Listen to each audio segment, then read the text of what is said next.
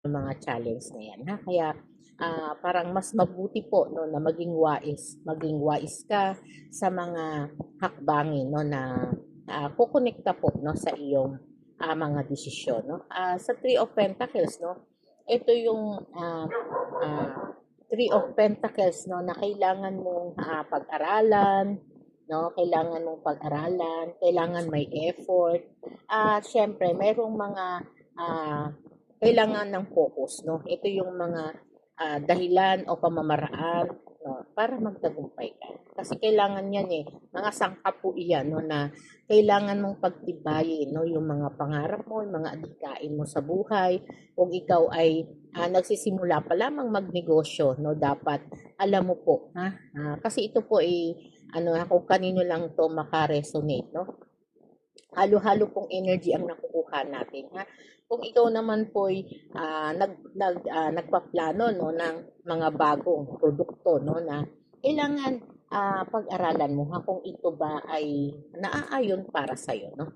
Naaayon at maaaring mas dagdagan mo yung effort mo, ha.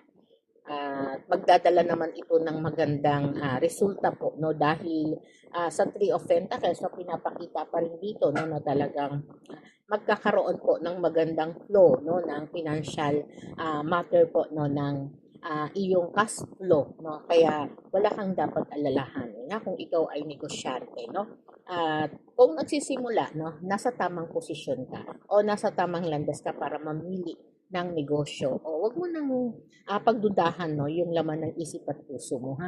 Kung sa palagay mo iyon na yung tama no, dahil parang kanina napansin ko parang nag-iisip ka no, kung nagkape ka ng 2 beses no sa maghapon na to, ito po'y para sa iyo, ha. Kaya wala ka nang dapat pang alalahanin no, kumbaga nasa tama ka pong landas na magdesisyon o magbukas ng bagong negosyo para sa iyo no.